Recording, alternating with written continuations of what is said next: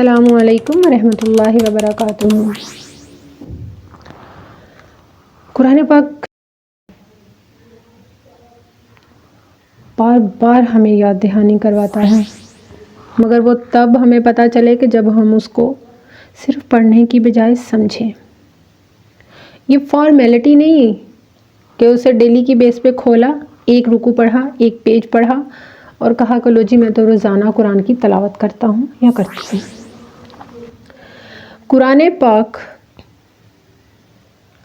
آپ کو یاد دہانی کروانے کے لیے ہے، اور قرآن پاک آپ کو بار بار ہر جگہ پر، ہر مقام پر یاد دہانیاں کرواتا ہے کہ تمہیں دنیا میں کیسے کیسے اعمال کس طرح سے کرنے ہیں، اور آخرت میں وہ تمہاری ڈھال کیسے بنیں گے۔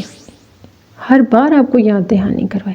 آپ قرآن کو کھول کے سمجھیں گے تو آپ کو اس کی یاد دہانیوں میں نظر آئے گا کہ وہ آپ کو بار بار یاد دہانی کروا رہا ہے کہ قیامت کے روز جب تم قیامت تک پہنچو گے نا تو تم پلٹ کر دیکھو گے اور سوال کرو گے کہ شاید ہم صبح کا کچھ حصہ دنیا میں رہے، یہ شاید شام کا کچھ حصہ دنیا میں رہے۔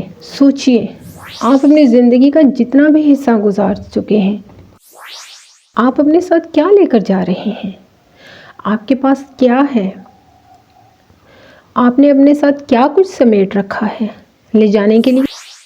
وہاں پر آپ اللہ تبارک و تعالیٰ کے سامنے کیا حجتیں پیش کریں گے کہ جی دنیا میں ہر کوئی تو شادیوں پر دکھاوا کر رہا تھا تو میں نے بھی کیا۔ اے اللہ سبحانہ و تعالیٰ، وہ دنیا میں سارے تو اس طرف تھے تو پھر میں اکیلا اس طرف کیسے چلا جاتا؟ اے اللہ سب تو بے پردہ تھیں تو میں پردہ کیسے کر لیتی؟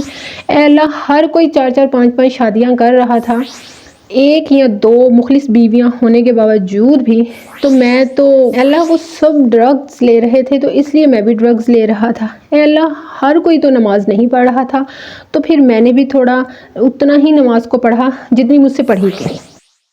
کیا حجتیں لے کر جائیں گے؟ کیا حجتیں ہیں جو آپ اللہ کے سامنے پیش کریں گے؟ اب دنیا میں تو لوگوں کو بیوقوف بنا سکتے ہیں، لوگوں کو حجتیں دے سکتے ہیں، لوگوں پر اپنی اجارہ داری قائم کر سکتے ہیں، وہاں اللہ سبحانہ و تعالیٰ کے سامنے کیا حجتیں ہوں گی آپ کے پاس؟ کون سے عذر ہوں گے جن کا سہارا آپ اللہ کے سامنے لے کر اپنی بخشش کروا لیں گے؟ کون سے عذر ہوں گے جن کا سہارا لے کر آپ جلدی سے اپنے آپ کو اللہ کے سامنے سرخرو کر لیں گے؟ ایسا کچھ نہیں ہونے والا، اس لیے سنبھل جائیں، سنور جائیں اور اللہ کے سامنے جھک جائیں عاجزی اور حیا کے ساتھ۔ اللہ سبحانہ و تعالیٰ آپ سب کو خیر و برکت سے جوڑے۔ مجھے دعا میں یاد رکھیے گا۔ جزاک اللہ خیر و بارک اللہ فیک۔